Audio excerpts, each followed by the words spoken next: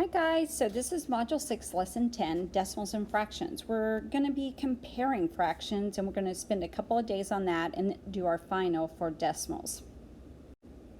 Okay, look at this carefully. It's our learning target. I can compare two decimals to hundredths by reasoning about their size.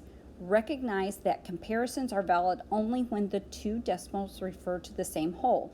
Like if we had, I can compare a liter to a liter, but I can't compare a liter to a cup because those are two different parts of two different ways to say a whole. So we have to be talking about the same whole when we're comparing, just like when we were talking about in fractions. 1/2 is not always equal to 1/2. So think about that when we're doing decimals. And then we're going to record the results of comparisons with the symbols greater than, equal to, or less than, and we're going to justify the conclusions by using a visual model. Okay, have someone in the class read this, pause the video, and have someone in the class read this question out carefully. You're going to work it in your box number 1 of your worksheet.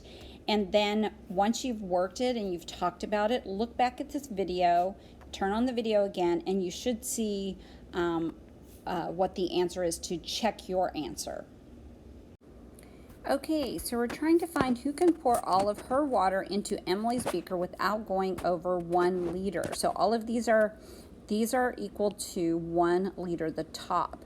And so if you look at this, you know that if Emily puts hers in Catherine's, it's probably going to go over, but if she puts it in Carissa's, maybe not.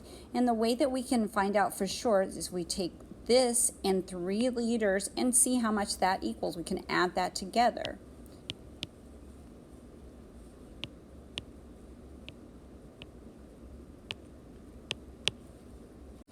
And so we see here that if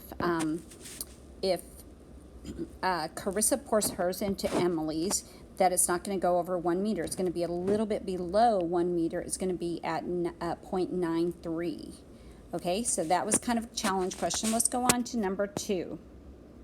Remember here to write your answer statement, which would be, yes, Carissa can pour her liquid into Emily's beaker.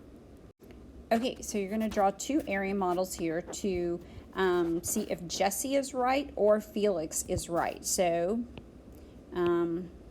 on this one, go ahead and color in, shade in 0.4. You're doing this in box number 2, and we're comparing it to another area model over here where we're drawing in 0.40. So these are 40 hundredths. We're comparing it to 4 tenths. And then when you get your answer, stop the video now and then see when you get your answer. Okay, here you're going to write and solve these 3 equations in your box number 3. Justify your answer by using a model or by using numbers. Remember, you can do that too, or words. So go ahead and pause the video here, and I want you to do those 3 problems, and then we'll turn the video back on and check your answers. Okay, you're checking your answers here, and I would say that 26 tenths is the same as 2.6, and I verified mine by changing 26 tenths into a mixed number, and then I knew that my decimal was equal to. Here, I just went ahead and changed 35 tenths into 350 hundredths, and so I know that that's a lot more hundredths than 35. And then here, as I was looking at number 3, I could see that I had only 1 tenth, and over here I have 4 tenths, so that would make this one larger, greater.